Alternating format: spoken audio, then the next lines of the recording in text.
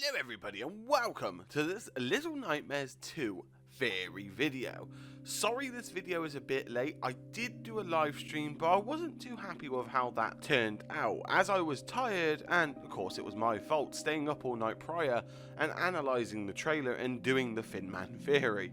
Also, this is your spoiler warning. I will mostly be talking about the 15-minute gameplay footage from Bandai that they uploaded, so if you don't want to get any spoilers, please do not watch this. With that being said, as I watched the first 15-minute gameplay video, I wanted to break down parts that I can't stop questioning, and even answer questions people have asked me, and do what I love doing with this game, and that's theorizing.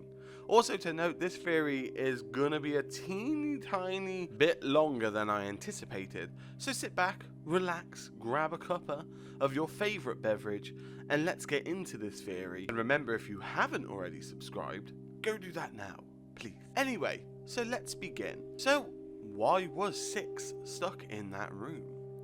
It's very odd to me that our beloved Six would find herself ever in a situation where she is stuck, seeing as we are so used to her being a 10 out of 10 problem solver in the first game, where she managed to solely escape or defeat the monsters that stood in her way, and work her way entirely from the bottom of the moor to the tippy top. So, how could she have found herself in this situation in particular? First of all, I want to look if she's actually stuck per se. And the reason I say this is I want to explore if she was there by choice, waiting maybe for a helping hand, or could she not leave the room for someone putting her in there? So we know from looking at the door it looks pretty tattered, but what makes me think less that she's locked in the room is the fact that we don't see a padlock on the door that requires a key. We see this as the main game strategy for Little Nightmares, where they want us to, hey, this door's locked for some reason, you need a key, lol, go find it, mate. We see it in Little Nightmares, we see it in the Runaway Kids DLC, and we see it in Very Little Nightmares. And we see it in this very gameplay. So if it wasn't locking key shut, how could she still be stuck in there? So looking at the door handles, they do look pretty high, so it would be plausible to think that maybe she couldn't reach the door handle to open it herself. There doesn't seem to be many things that she could use, like a chair, or push a box. Even though we do see boxes, they look a bit too heavy for her to push on her own. These seem less like boxes, but more like cages. It could be that Six may have been taken here accidentally unnoticed within a cage that has also caught something wild. But I'm still not convinced this is it, and I'll explain why a bit later in the theory. One of the questions I was asked on Twitter was about why the hunter locked Six in the room. But did the hunter lock her in there? I don't think he did, and here's why. There is no evidence of the hunter's boot marks near the door or in the room, and these boot marks seem to hint to the hunter's movements in the house, despite it looking like the hunter uses these rooms and this house for his stuffing needs. It also makes me question why Six would be playing a loud music box in a room with gaps in the door when she knows the hunter could hear her at any time. We know he can hear because as soon as Six and Mono fall and make a huge crash in his shed, he turns around immediately. So this makes me think Six must know about the hunter's movements, because I can't see him knowingly lock Six in that room, and he doesn't seem too scared to shoot on sight. Then something else occurred to me answering that question. His boot prints are on the floor, and we know these are a huge hint to his boots, as they make it obvious by placing the same boot tread marks in the mud outside. And the same prints can be seen on the carpet where the opening of the attic is. The direction of these footprints show he is entering the house through these doors. But this couldn't have been anytime soon, as the door where he enters the house is locked with a key that's been hidden in the attic in a very certain place. But why would the hunter lock himself out? I guess maybe it could be 6, but 6 seems to need help getting up there in the first place. Never mind the fact that Mono and 6 have been working together to retrieve the key, so I can't see 6 doing it all on her own to trap the hunter out. Could it have been the hunter? Why would he lock the door outside knowing he uses it? He obviously has been to the attic, seeing as his footprints go across the carpet right underneath to where you enter the attic. But what if I told you it could be someone else in the house? And I think the reason the door is locked is to keep people in. And I'm not talking about 6. Let me explain. Going back to what I said earlier, and why I'm not convinced 6 is locked there still, is there seem to be hints she's been around the house before. For example, the door Mono enters to go into the basement where 6 is, the door has stacks of boxes outside of it, but the door has been pushed open just enough for a child to manage to fit through. Not only this, but how does 6 manage to know where the key is being kept?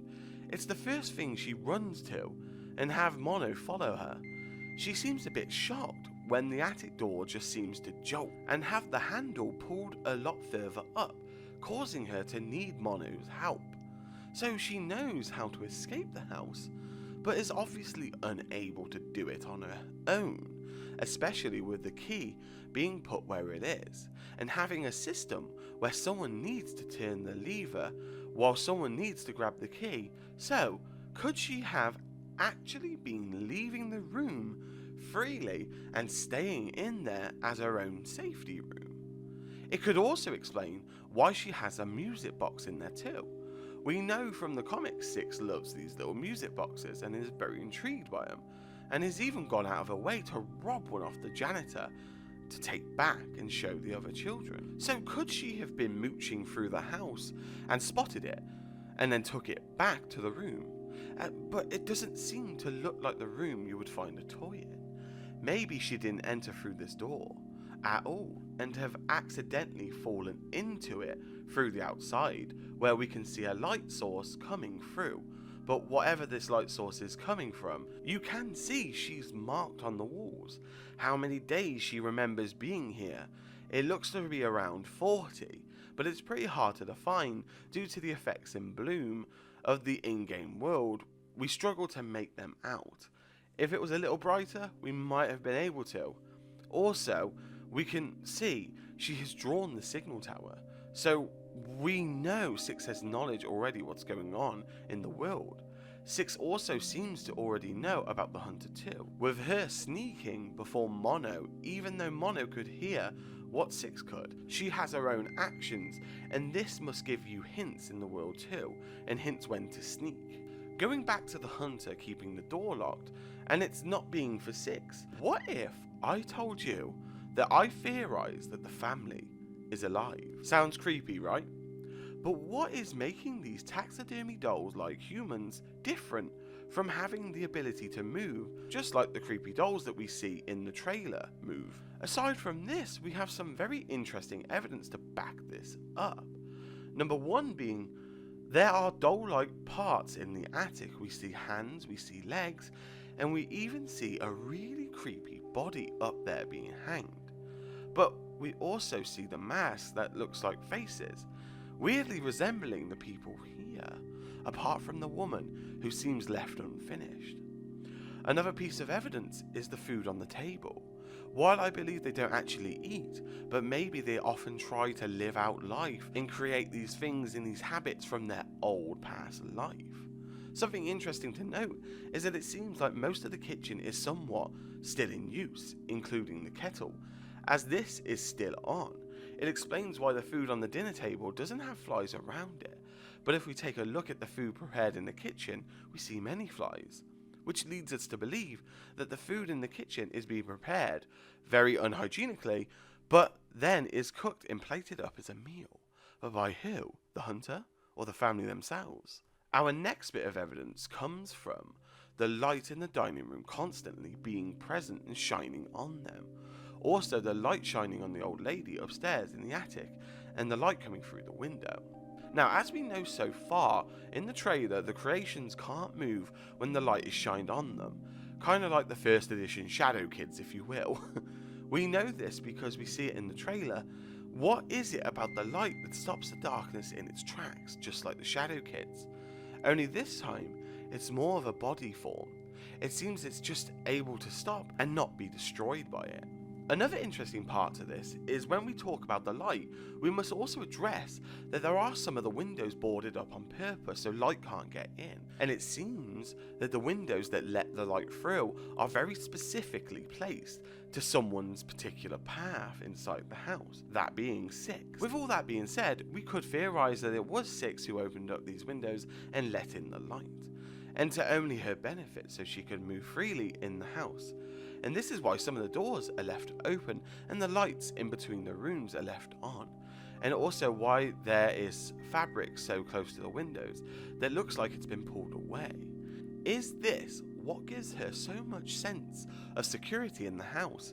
And which is why she plays the music from the toy, because she knows that while the lights are on, they can't move. You can see the light on them directly above them.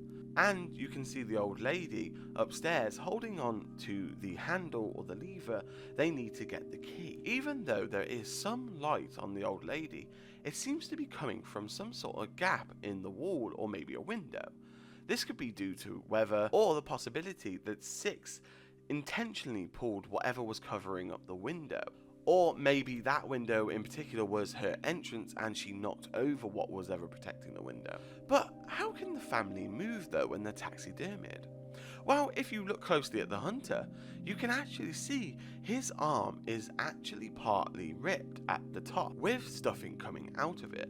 That's right, it actually looks like the hunter is taxidermying himself, but yet he can still use his arms, and if you listen closely to his sounds, it makes his noise a lot creepier than before. Now you can actually hear just how muffled he is, and although he has a potato sack over his head, it doesn't quite sound like a fabric muffle. He sounds as if his mouth is restricted and stuffed in some way, although I don't believe he is fully taxidermied. He may have just used it to heal himself in a strange way. We actually see the same kind of stitching done on the man at the dinner table, where he is missing an arm. Could this be the hunter's link to them being his family? That's why they're all kept there in the house locked, with the granny guarding the handle to retrieve the key back to the door. Another thing to note as well is even though the old lady seems to be made of stuffing, her hand is suspiciously tightly gripped to that handle, as if her hand was really trying to keep the handle there. It only unfolds when the arm is torn from the body. I do find this whole house interesting though, as it's such a strange place to find in the middle of these dark woods, and the fact there is evidence this is the hunter's home. The stag head on the wall, the pictures of a deer, the fact that multiple of the hunter's items are in this place. Could this suggest that this is the hunter's family home? And these are the family members that he either tried to recreate or preserve. And what a strange place for Mono to find Six in. Anyway, ladies and gentlemen, thank you so much for watching this theory video. Sorry it was a little bit longer than usual, but I do apologise for how long it took as well. But while you're here, I would like to take the time to thank the members of the channel, and they are the following: Mr. Dragon, Newly New, Corvius, Elena, Kris Pyne, and DF. Thank you guys and gals for being members. It's great support. And remember, ladies and gentlemen, if you guys want to be a member, just hit the join button below. It's next to the subscribe button. It's $1.99 a month and you get some extra cool perks. But with that being said, thank you ever so much for watching this video. Remember to subscribe if you enjoy the content and want to keep updated for future theory videos. Like the video if you found this theory interesting, and remember to comment what you think below. But with that being said, ladies and gentlemen, I wish you the best morning, day, or night, wherever you are in the world. Stay safe, and I will see you all in the next theory video. Bye!